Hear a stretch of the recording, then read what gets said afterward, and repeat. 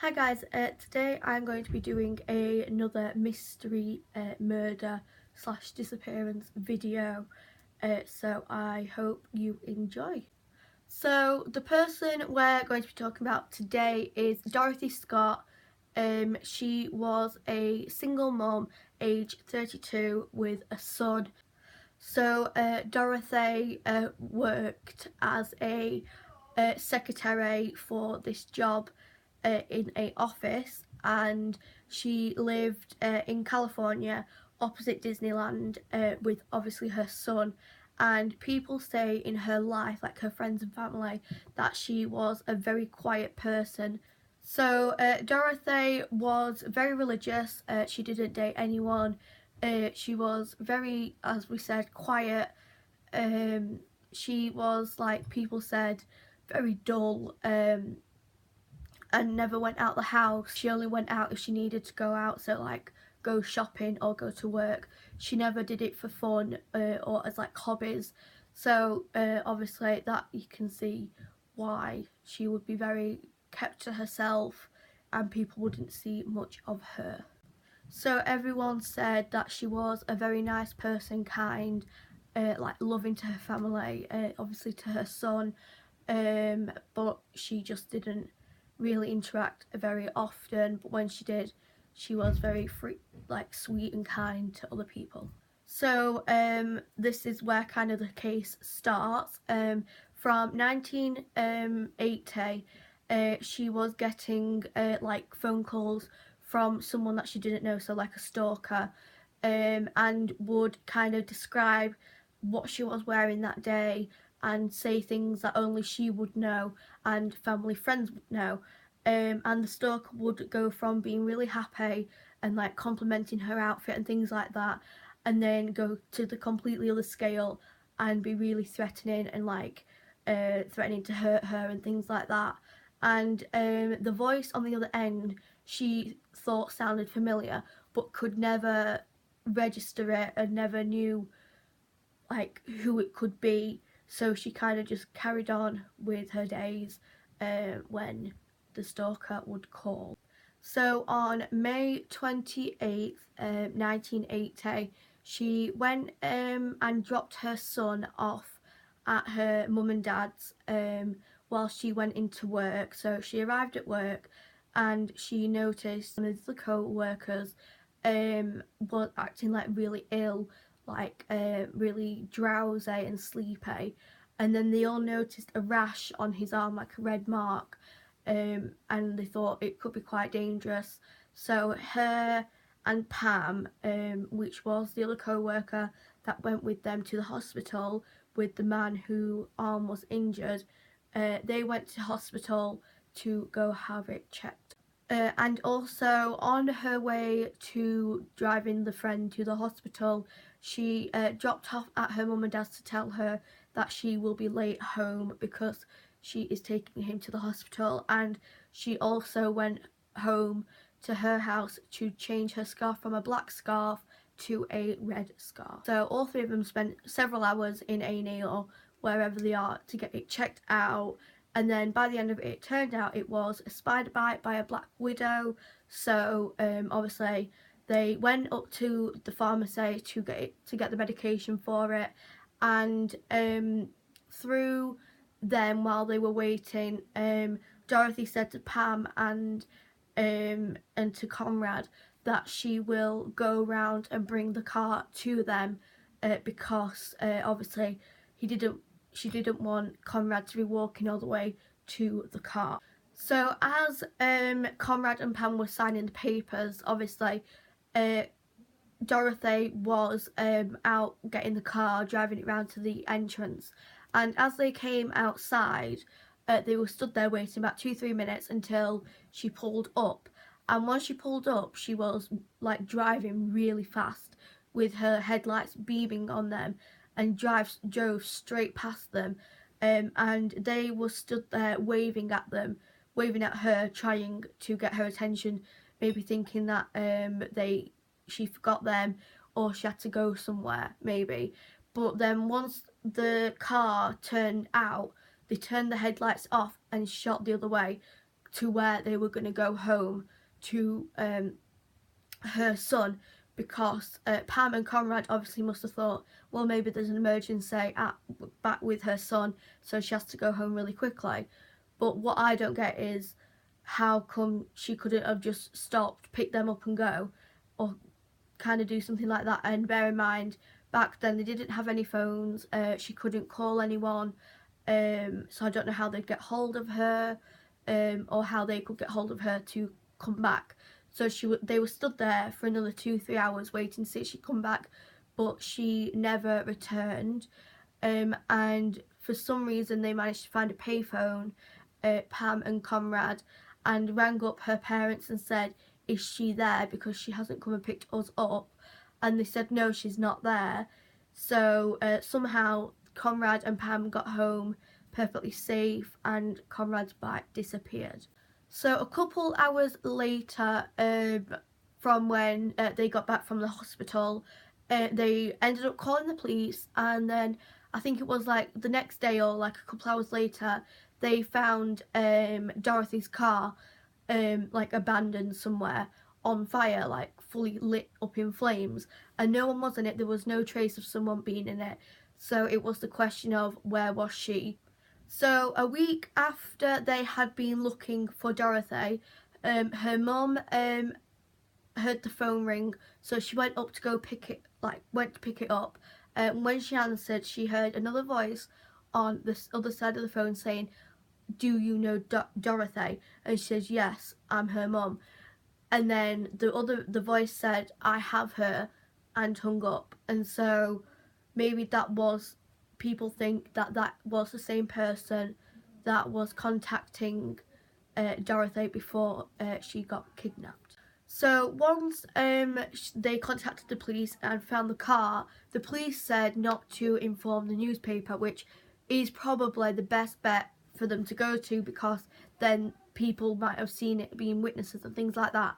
And obviously they might have said not to, maybe because then they have an easier chance of finding her, so the person that did kidnap her or kidnapped her wouldn't run away with her.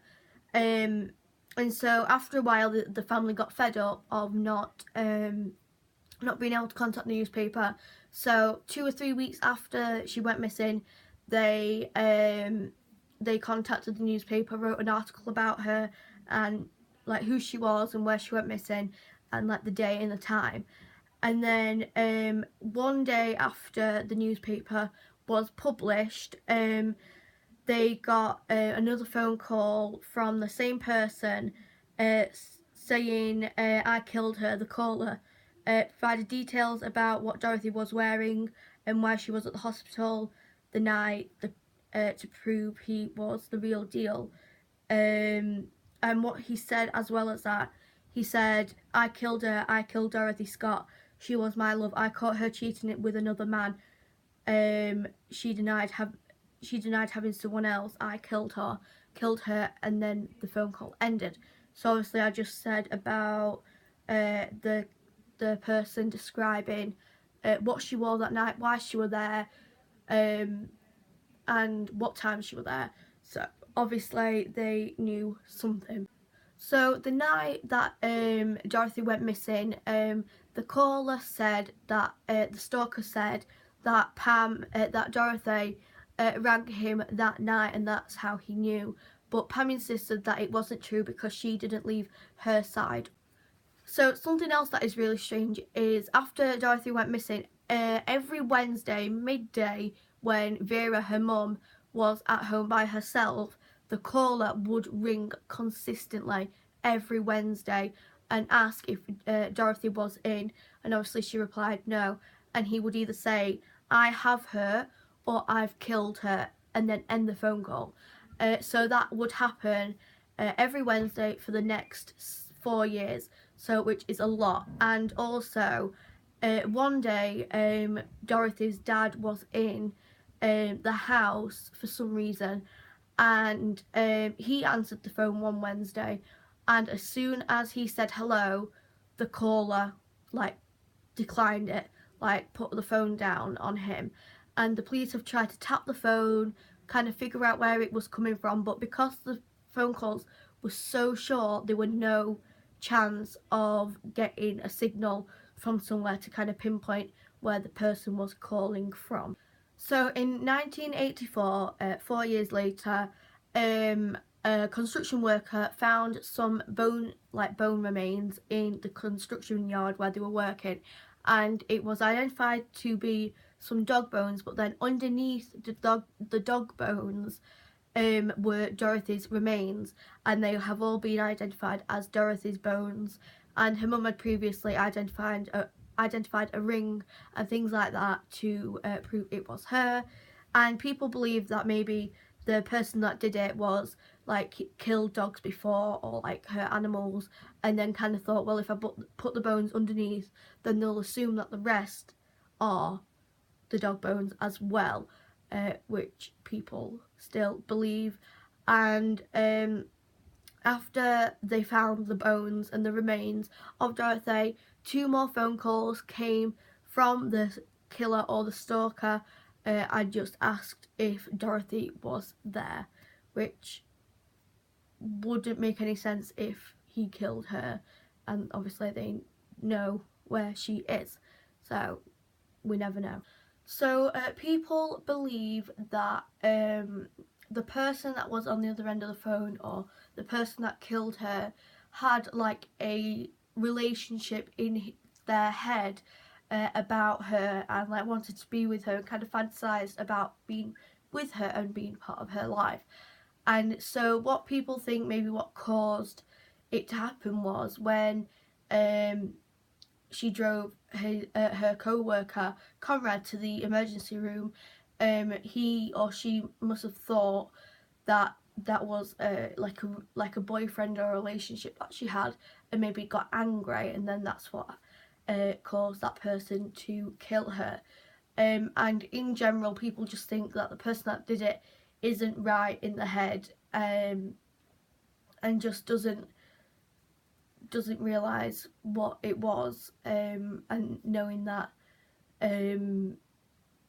that she didn't even know who that person was, maybe, and that's why got angry.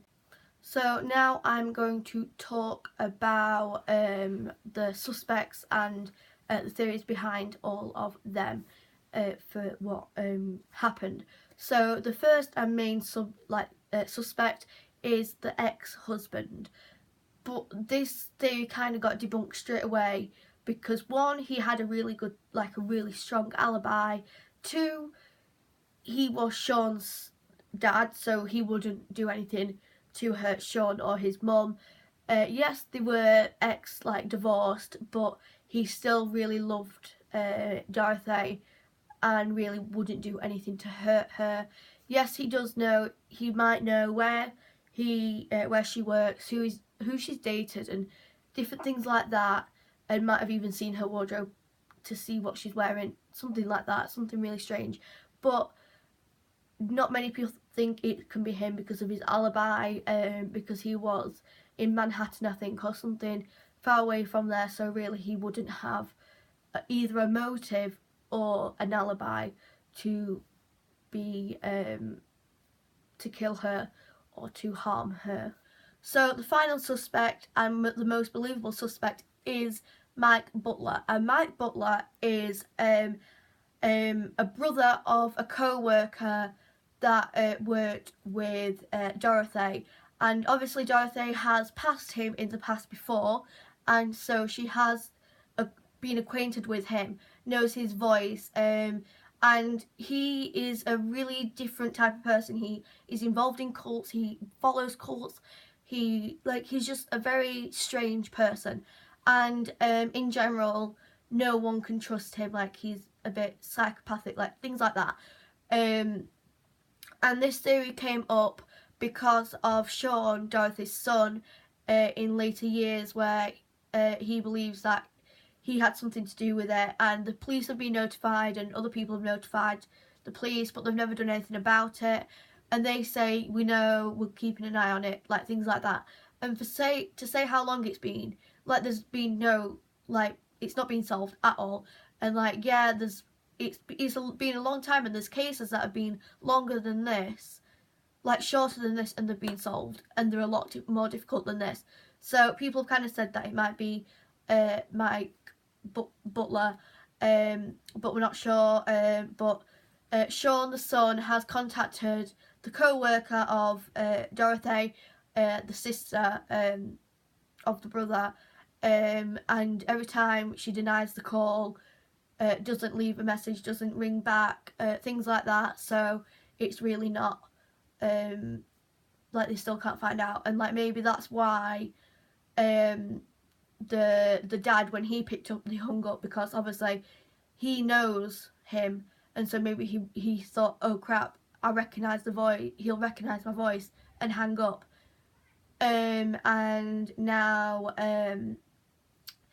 maybe that's why she knew the voice, but didn't know the person enough to put a face to the name, which makes a lot more sense than all the other theories with the ex-husband and things like that.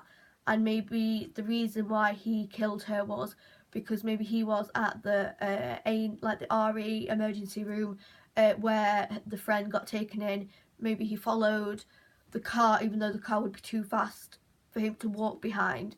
So maybe he got someone to drop him off, then kidnapped her and killed her, because he probably thought that Conrad was in a relationship with Dorothy, and in his head he thinks he's in a relationship with her. So maybe that's something that he thought, and that's a reason why he killed her.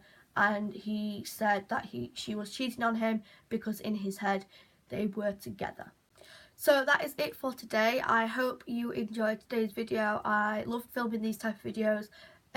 This was kind of like a random one that I just thought I would bring up, that I watched earlier today.